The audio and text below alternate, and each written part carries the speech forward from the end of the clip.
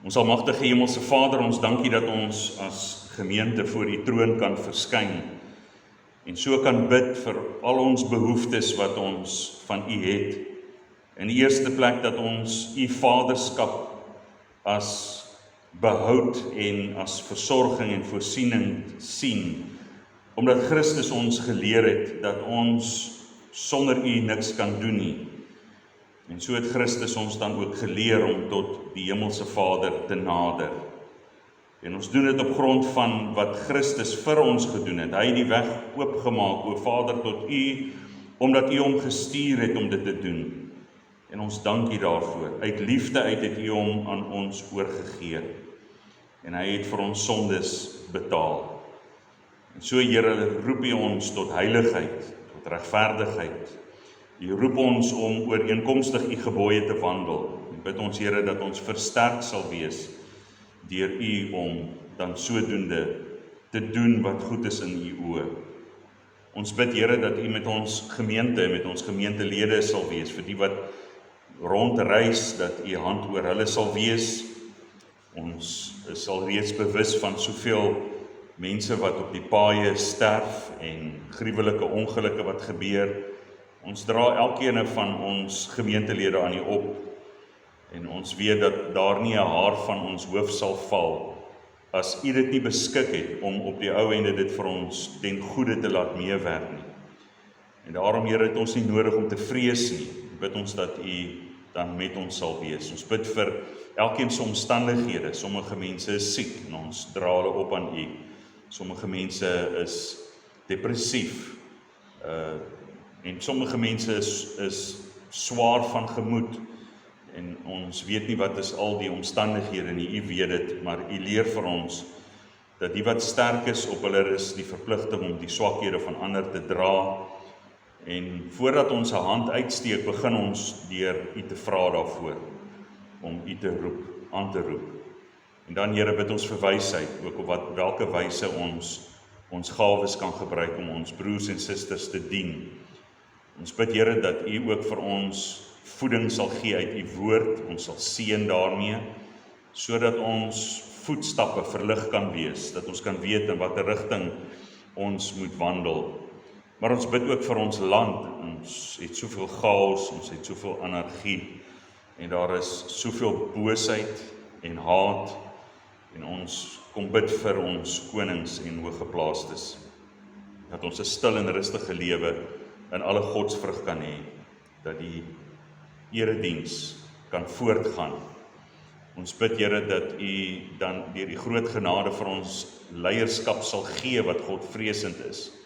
So het die vroeë kerk gebid vir meer as 100 jaar, totdat U selfs die Romeinse keiser onder U voete onderwerp het, en sodoende groot godsdienstvryheid geskenk het aan Europa.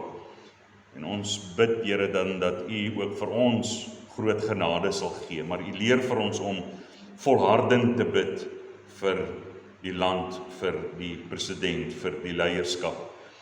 Ons kom vra, Here, dat U ons as kerk in die volle waarheid sal lei, maar wil ons ook bid vir ander kerkgenootskappe. Ons bid dat U in Suid-Afrika 'n reformatie sal bewerkstellig, terug na U woord, 'n hervorming, om die kerk te hervorm soos wat U dit beskik het, dit moet wees. Seën ons dan nou, Here, ook onder die geklank van U woord, want deur U woord bring U hervorming ook in ons harte, en neig ons harte tot U. Daarom bid ons vir helder verligte oë van ons verstand. Ons bid dat U woord diep ingang in ons harte sal vind, en ook, Here, dat ons sal uitleef, dat ons nie net hoorders van die woord sal wees wat ons self bedrieg nie, maar ook daders van die woord sal wees, sodat U naam in alles verheerlik word. Hierdie dinge vra ons nie omdat ons dit verdien nie, maar enkel alleen uit die groot genade. In Jesus naam vra ons dit. Amen. Ons skriflesing kom uit Psalm 29. Psalm 29 vers 1 tot 11. 'n Psalm van Dawid. Gee aan die Here, o hemelinge, gee aan die Here eer en sterkte. Gee aan die Here die eer van sy naam, aanbid die Here in heilige sieraad. Die stem van die Here is op die waters. Die God van eer donder. Die Here is op die groot waters. Die stem van die Here is met krag. Die stem van die Here is met heerlikheid. Die stem van die Here breek seders. Ja, die Here verbreek die seders van die Libanon. En hy laat hulle opspring soos 'n kalf, die Libanon en Sirion soos 'n jong buffel. Die stem van die Here slaan daar 4 vlamme uit. Die stem van die Here laat die woestyn bewe. Die Here laat die woestyn van Kades bewe. Die stem van die Here laat die takbokke lam en maak die bosse kaal. Maar in sy paleis sê elkeen heerlikheid. Die Here het gesit oor die watervloed. Ja, die Here sit as koning tot in ewigheid. Die Here sal sy volk sterkte gee. Die Here sal sy volk seën met vrede. Ons teks is dan vers 11, ons fokusgedeelte. Die Here sal sy volk sterkte gee. Die Here sal sy volk seën met vrede. En die tema van ons boodskap, die Here gee deur sy seën aan ons sterkte en vrede, eer hom. Die Here gee deur sy seën aan ons sterkte en vrede, eer hom. Jesus se disippels het agtergekom dat hy groot krag het wat hulle nie gehad het nie. Dit het hulle opgemerk toe Jesus demonies besete kind se demoon uitgedryf, se duiwel uitgedryf het, wat hulle nie kon doen nie. En hulle het agtergekom dat hierdie groot krag het te maak met sy gebed, terwyl hy dan vir die mense geleer het en gesê het, as jy bid, gaan in jou binnekamer, maak jou deur van jou binnekamer toe, bid jou Vader wat in die verborgen is, en hy sal jou in die openbaar vergelde. Het Christus saam met sy disippels gereis, en hy het nie 'n binnekamer gehad om in te gaan, en hy het nie 'n deur gehad om toe te maak nie. Sy binnekamer was buite, tussen die heuwels, tussen die rotse. En daar het hy tot sy Vader in die verborgene geroep. En die disippels kom na Jesus en sê, bid, leer ons ook om te bid. En op daardie stadium weet ons dat hulle baie meer gewillig was om te vra om te bid, as wat hulle gewillig was om te bid. Dit sien ons in die tuin van Getsemane. En Christus leer hulle die gebed wat by ons bekend is as die Onse Vader gebed. Nou kom ons kyk wat sê die Heidelbergse Katekismus vir ons van die Onse Vader gebed, Sondag 47, vraag en antwoord 122, dis oor die eerste bede. Wat is die eerste bede? Antwoord, laat u naam geheilig word.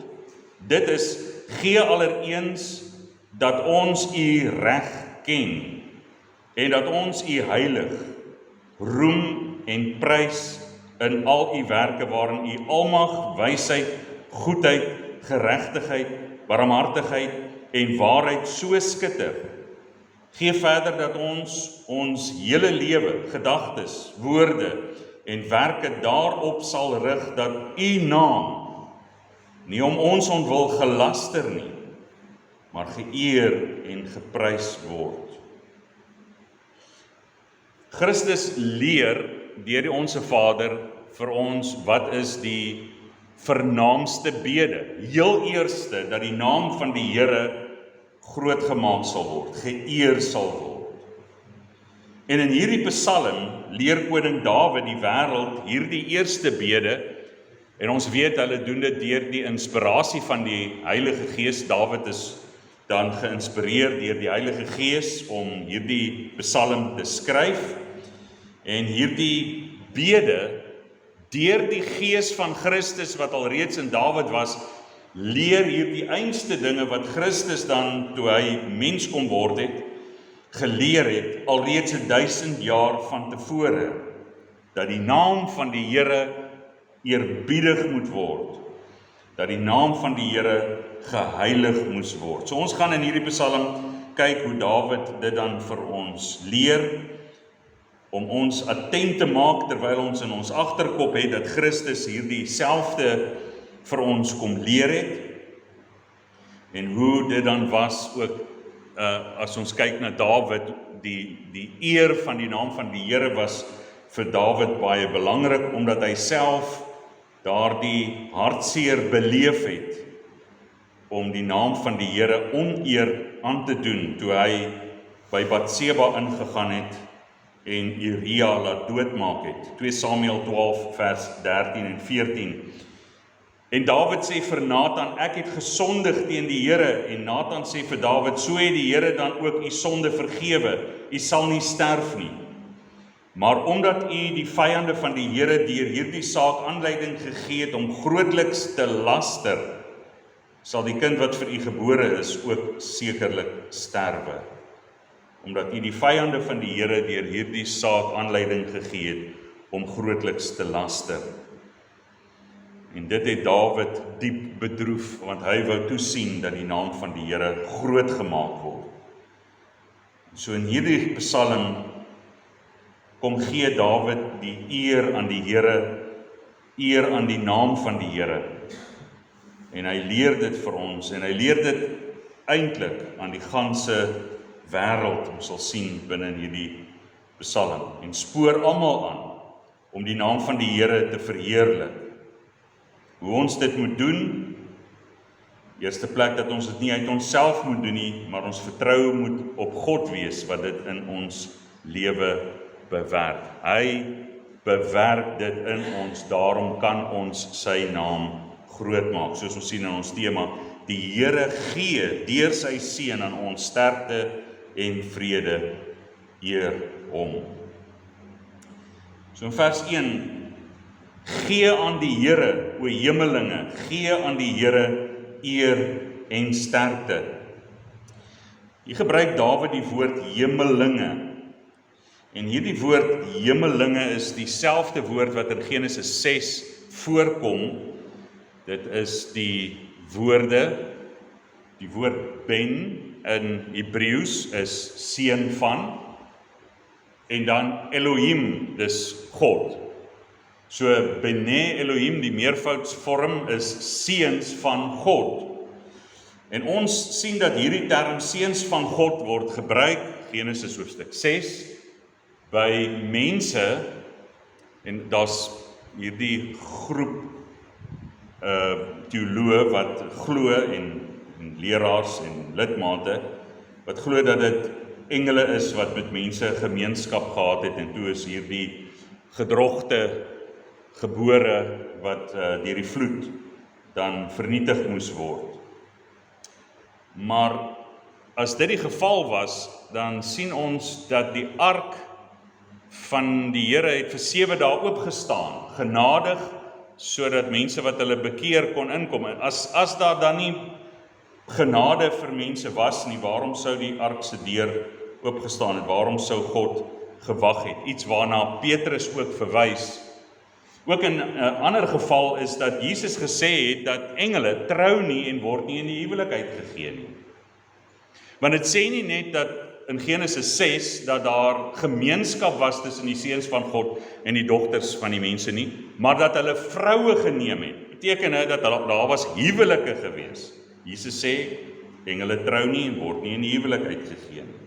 So ons kan lank daaroor praat. Ek glo dit was mense uit die nageslag van Adam teenoor die nageslag van Kain wat weggegaan het. Die dogters van die mense, toe hulle begin vermeerder het die seuns van God gesien dat die dogters van die mense mooi was en hulle het getrou met hulle en Christus herhaal dit in die Nuwe Testament en hy sê net soos dit was in die dae van Noag toe die mense getrou het en in die huwelik uitgegee het, so sal dit wees by die koms van die seun van die mense sal trou en in die huwelik uitgee en hulle sal nie besef nie totdat dit te laat was, totdat dit te laat is vir die wat in die vloed geleef het te laat was en die wat met die koms van Christus sal dit dan te laat wees. So dit was 'n natuurlike huwelik, mense het getrou en eintlik daardie continuous tense beteken dan aanhoudend, getrou en geskei, wat die Jode in elk geval in Christus se tyd gedoen het. Dis wat voor die vloed gebeur het. Nou waarom word daar dan groot statuur dan gegee aan die mense voor die vloed? Want die Bybel sê, in hierdie dae was daar reëse op die aarde, toe die seuns van God. Nou daardie woordjie toe is nie in die oorspronklike nie. Daardie tyd was daar reëse. Die seuns van God het by die dogters van die mense ingegaan, wat dalk waarskynlik vir ons net wys dat die mense voor die vloed groot van statuur was.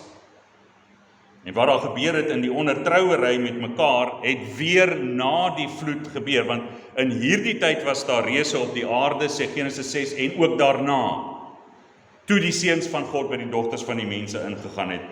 En so die probleem is by ondertrouery van gelowiges met ongelowiges. En dit sien ons as 'n patroon onder die volk van die Here. Genesis 6, ons sien dit in Genesis hoofstuk 11, Genesis hoofstuk 9 met die bou van die toring van Babel, 9, 10 en 11. En dan sien ons, almal het die weg van die Here hulle rug daarop gedraai, sê almal nie almal individueel nie, maar grootliks het die aarde hulle rug weer op God gedraai, selfs Abraham en Tera en hulle as 'n familie het afgode gedien. Dit is wat gebeur wanneer daar 'n vermenging kom tussen gelowiges en ongelowiges, en dit het in Israel gebeur, toe hulle gemeenskap gehad het met die Moabiete, het die oordeel van die Here oor sy volk gekom, daar in die wildernis, gehoreer, en God het hulle geoordeel. En die Here sê, moenie huwelike sluit met die nasies nie. Probleem is nie etnies nie, want Rahab was dan 'n Kanaaniet, en sy het in die volk van God ingetrou, want dit is nie etnies nie, dit is geestelik wat die probleem is, vir mense wat hulle nie wil bekeer nie. En so sien ons dieselfde Rut. Rut sê van Naomi, u God is my God. Daarom is die probleem nie daarby nie, maar weliswaar teenoor hulle wat dan huwelike aangaan, teenoor die wat nie die Here ken nie. En hulle het geweldenaars geword. En so groot van statuur, geweldenaars, en hierdie mense is daar, en daar het hierdie mitiese sieninge was daar oor hierdie mense met groot statuur. En na die vloed het daar geneties, sien ons 'n geweldige imploffing plaasgevind. Ewe skielik van Noag wat oor die 900 jaar oud word, sy seun 600, 400, 300, en dan sien ons hoe die ouderdomme val. Nogal interessant genoeg in die wetenskap kry ons die uitwissing van die megafauna. Jy kan dit gaan oplees, en daar was diere wat ons vandag kry, wat in statuur baie groter was, en ook vir die mans en dames, wat bang is vir 'n kokkerot, daar was van hulle wat amper 'n half meter lank was, en 100 pote, oorkruipers, wat ons hulle ook al wil noem, omtrent 1 meter lank. Ergens het iets in die atmosfeer gebeur, en menslike statuur, dierlike statuur, afgeneem, baie kleiner. En so daarom, omdat daar nog mense oor was, selfs in Dawid se tyd, wat van liggaam groot was, en die bekendste vir ons is Goliat, het hierdie mense dan hierdie naam gedra, seuns van God. Dis 'n betekenis. Ook in die boek Job lees ons ook van die seuns van God, maar in hierdie geval is dit die vergadering van engele, heilige engele wat saamkom, en die duiwel is ook tussen hulle, en die hele kwessie rondom Job word bespreek. So ons het seuns van God hier, Genesis 6, voor die vloed, na die vloed, ons het hier engele, wat ook so genoem is, en dan het ons bloot mense, wat seuns van God genoem word. En ons lees in die profesie van Hosea 1 vers 10, nogtans sal die getal van die kinders van Israel wees, soos die sand van die see wat nie gemeet en getel kan word nie, En in plaas dat aan hulle gesê word, julle is nie my volk nie, sal aan hulle gesê word, julle is kinders van die lewende God. Bene El-Gai, El-Gai die lewende God. Seuns van die lewende God is die oorspronklike woord. So, ons sien mense groot van statuur, ons sien engele, ons sien kinders van God word genoem, en selfs ook Adam word seun van God genoem in die geslagsregister van Lukas, die geslagsregister van Christus daar in Lukas, word gesê Adam die seun van God.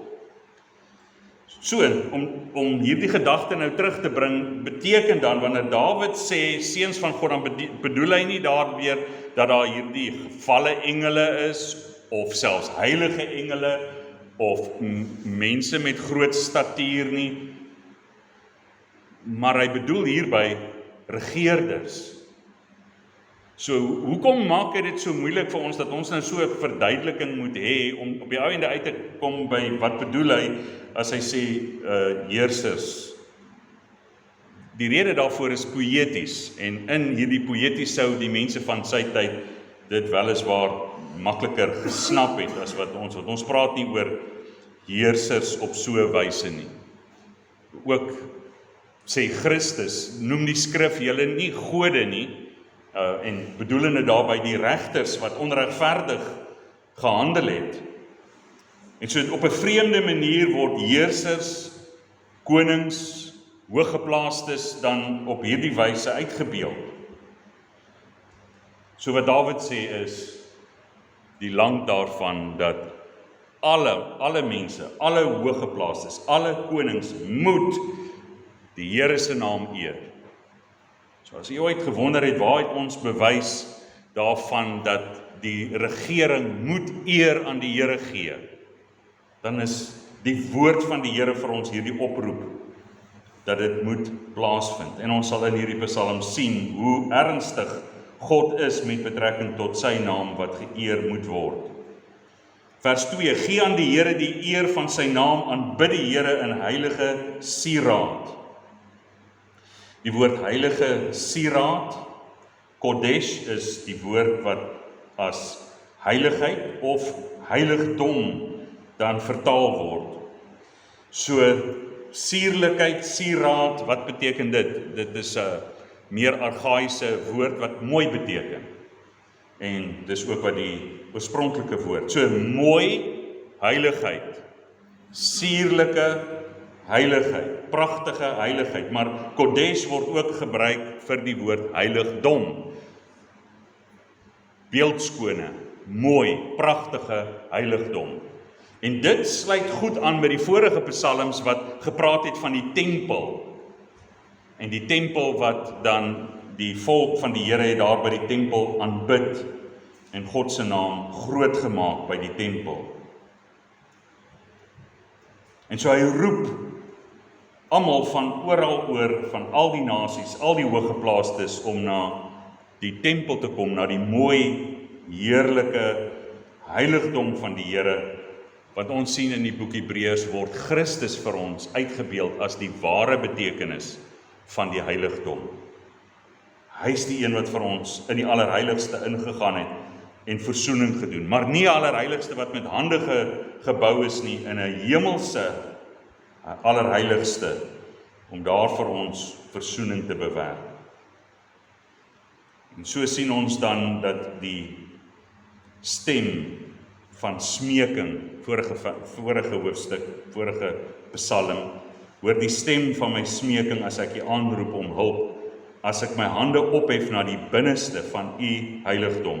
En ons het gesien hoe Dawid die heiligdom, die tempel, hoe hy die Here groot maak en sê dat dit in die heiligdom moet geskied. Dan sê hy die stem van die Here. Die stem van die Here is op die waters. God van eer donder, die Here is op die groot waters. En in hierdie volgende verse word hierdie frase, die stem van die Here, word dan 7 maal gebruik. Die Here se stem is oor die waters, vers 3, die stem van die Here is met krag, vers 4, Die Here se stem is met heerlikheid, vers 4, die Here se stem breek die seders, vers 5, die stem van die Here slaan in 4 vlamme uit, vers 7, die Here se stem laat die woestyn bewe, vers 8, die Here se stem laat die takbokke lam en maak bosse kaal, vers 9. So die stem van die Here is 'n groot tema, duidelik in hierdie Psalm.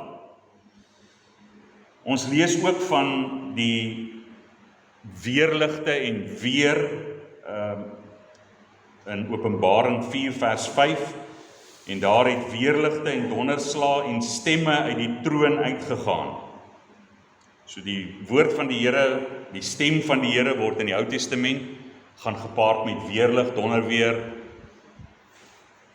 Kan ons onthou waar ons die eerste keer opgemerk in die woord waar donderweer en weerlig gepaard gaan met die stem van die Here? Ja, toe Moses en die volk by die berg van God kom, toe praat die Here van die berg af met die volk, en die volk sê, Moses, stop, moenie dat die Here met ons praat nie, praat jy met ons, anders te sterf ons.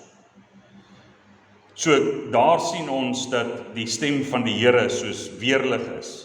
En reg deur tot in Openbaring, die stem van die Here, die donderslae en die weerligte, en sodoende kom die Here en wanneer hy spreek, is dit geweldig.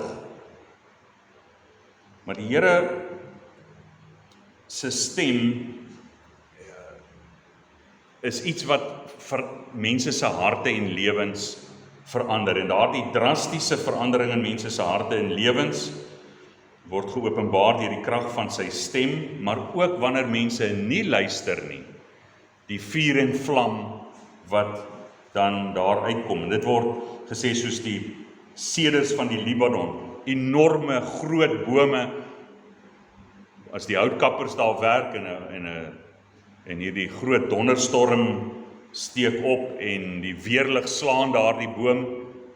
Ons het nie nodig om dit persoonlik te sien nie, ek sou graag nie dit wil sien nie, want dit is vreesaanjaend. Ons het een naweek in die Wildtuin gespandeer, toe daar 'n elektriese storm plaasgevind het, ons in ons tentjie gelê het, en ek is verseker, ek gaan crispy chips wees na hierdie storie, want dis net weerligte oralste oor. Dit bring groot vrees. Maar jy kan op die internet sien, op mense se kameras wat hulle byvoorbeeld voor hulle huise het, en dan sal 'n weerligstorm en dan word die boom aan die oorkant word getref. Jy sien net splinters en takke, en soms slaan die boom aan die brand. Die Here sê daardie prentjie moet jy kry wanneer jy dink aan die stem van die Here. En dit sou wonderlik wees as ons dink in terme van mense wat God verag, dat die Here op so 'n wyse sou spreek, maar die krag van God se stem word geïllustreer deur hierdie vuur en die vlam en die weerlig.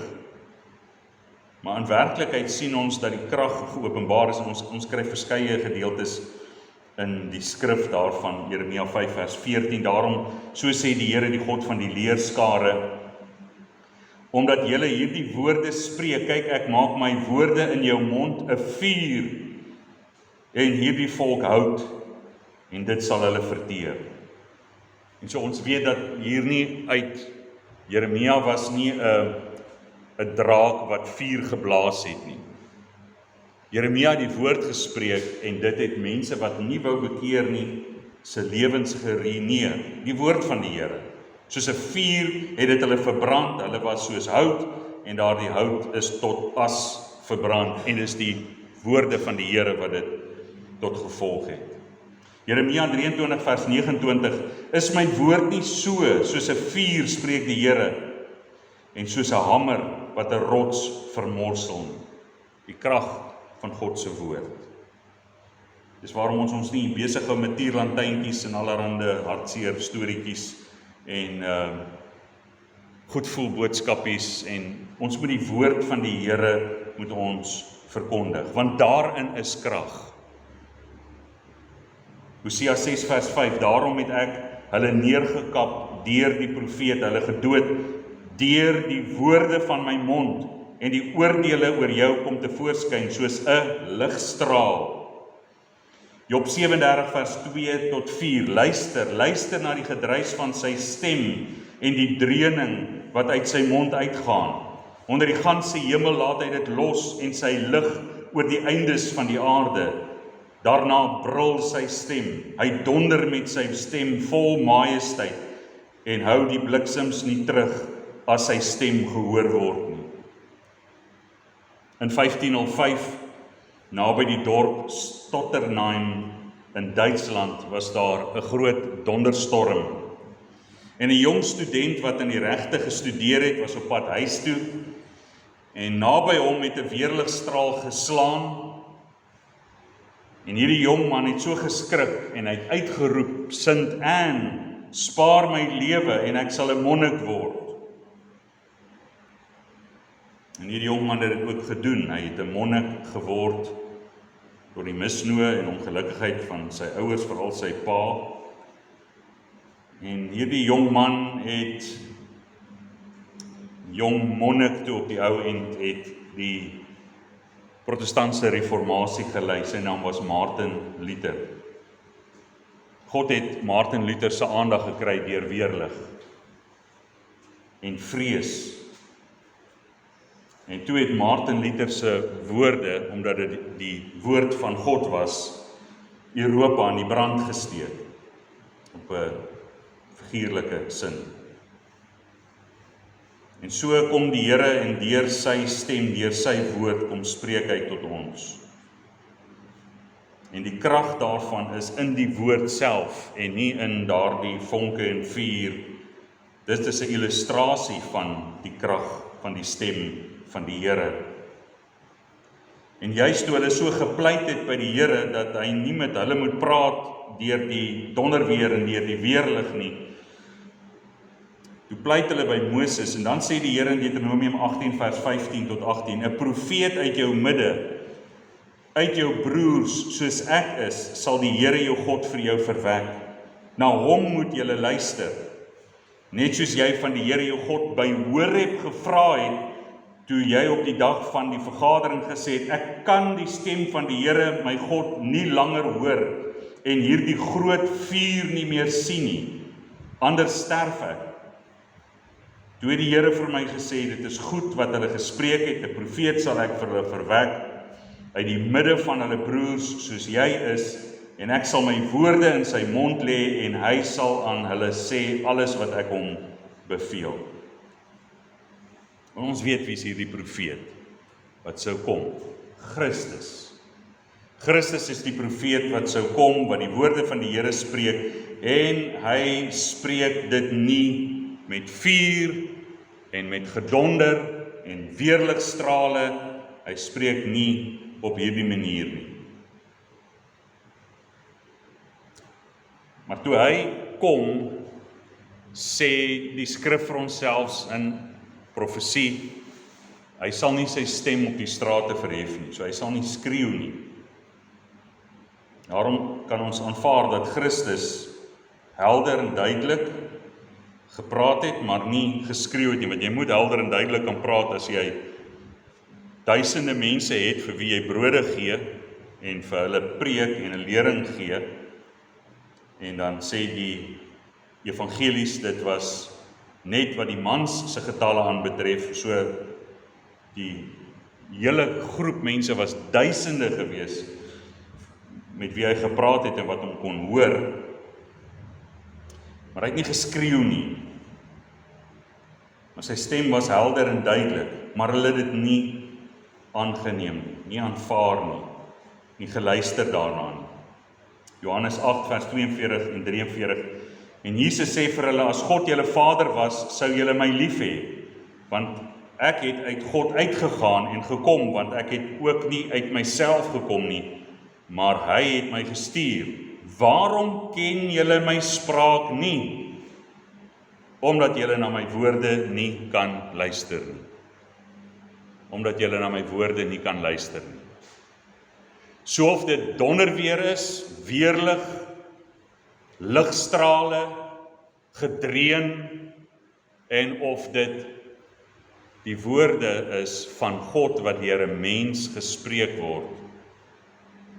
Die ongelowige hart kan nie die woord van die Here inneem nie. Maar die kinders van God kan. Die kinders van God kan. Johannes 10 vers 27. My skape luister na my stem en ek ken hulle en hulle volg my. Dit is God wat sterkte aan ons gee. Dis God wat sy stem laat hoor. Dis hy wat verandering in ons harte bewerkstellig deur sy woord. Sy woord is kragtig. Maar hy skenk dit uit genade, onverdienstelik.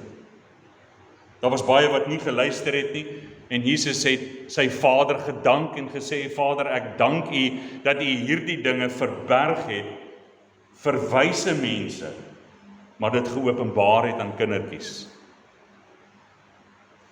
Dis die kinders van God wat die stem van die Here herken in sy woord. En die Here bewerk verandering, maar dis die goddelose wat nie besef dat daardie woord wat tot hulle gespreek word, daardie waarskuwing wat tot hulle gespreek word, op die ou end 'n vuur sal veroorsaak wat hulle dan sal verteer nie. In die natuur is dit hierdie vreesaanjaende gebeurtenis, wanneer die stem van die Here deur die donder en die blitse kraak en dreun, selfs die takbokke, lam, hulle skrik, wanneer die takbokke dan in gevaar is, hulle het die vermoë om op die regte tyd, op die regte oomblik, dan het hulle kleintjies en sodoende het hulle die vermoë om so bietjie terug te hou wanneer dit te droog is en hulle wil nie hulle kleintjies dan sien dat hulle van die dors omkom nie.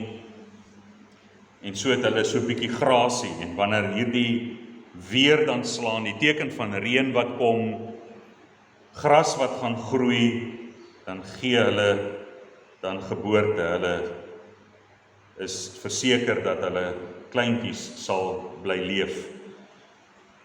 So dis aan die een kant vrees, maar aan die ander kant is dit ook goed om dan hulle nageslag te kan verseker. So die natuur ken die stem van God, maar die mens wat in verharding is, luister nie na die stem van die Here nie. Want dit is God wat sterkte en eer moet gee, dis God wat dit in ons harte moet gee, sodat ons sy naam sal verheerlik. Vers 11, die Here sal sy volk sterkte gee, die Here sal sy volk seën met vrede.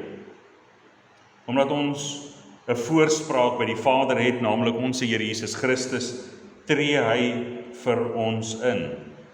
Maar hy het ook vir ons geleer om te bid en in te tree vir die kinders van God, om vir al die heiliges te bid. Orals waar ons gaan, moet ons gebede wees vir al die heiliges, soos Paulus aan die gemeente Efese skryf. En so roep die Here ons dan om in te tree en om mense te roep tot bekering, selfs wanneer ons die geleentheid kry voor konings en hooggeplaastes om hulle te roep, o hemelinge, hoor die stem van die Here, bekeer julle, kom dien die Here in sy heilige tempel. En sodoende wil God dan hierdie eerbied van sy naam, grootsheid van sy naam, oordra aan die ganse mensdom, tot in die uithoeke van die aarde. So gelowige Christus het ons kom leer om te bid, en ons geleer dat die vernaamste deel van ons dankbaarheid is om te bid, en die vernaamste bede wat ons tot God bid, die eerste bede is vir die verheerliking van sy naam. En die gebooie van die Here is dit dat jy mag die naam van die Here jou God nie uitelik gebruik nie. Die naam van die Here moet geëer word. Daarom moet die Here verheerlik word. Wanneer ons hoor, die woord van die Here hoor, moet ons besef dat dit hierdie vuur en lig is wat vir ons as kinders van God tot hulp kan wees of tot vernietiging vir die wat nie luister nie. Die woord van die Here is belangrik, dat ons dit nie verdraai nie, dat ons dit nie versinsels daaraan sal heg nie, dat ons mense tot bekering sal roep, dat ons self sal luister. As ons skape van die Here is, my skape ken my stem. En al was hier nou nie vandag vonke en weerlig wat hier van die kansel af uitgegaan het nie. Die krag van die woord van die Here word deur die vuur en die weerlig geïllustreer, maar ons moet dit in ons geestesoog kan sien. Terwyl ons die stem van 'n mens hoor, terwyl ons die woorde van God in die Bybel, in 'n boek en selfs op die skerm sien, kom die Here en hy spreek tot ons. En so leer die Here ons dat hy gee aan ons sodat ons na sy woord kan luister, sodat ons kan doen. Daarom kom dit nie uit onsself nie. Daarom kan ons nie onsself prys vir dit wat die stem van die Here bewerkstellig nie. Ons moet aan die Here eer gee, want dis waartoe Dawid ons oproep in hierdie Psalm, dat die naam van die Here geëer word, dat die naam van die Here groot gemaak word. Anders sal die Here oordeel bring, as ons ons ore toestop. Die Here gee eer en sterkte. Kom ons bid saam. Ons hemelse Vader, U Seun het ons 'n gebed gegee hoe ons moet bid en ons geleer om te bid. Ons Vader wat in die hemel is, laat U naam geheilig word. Laat U koninkryk kom. Laat U wil geskied, soos in die hemel, net so ook op die aarde.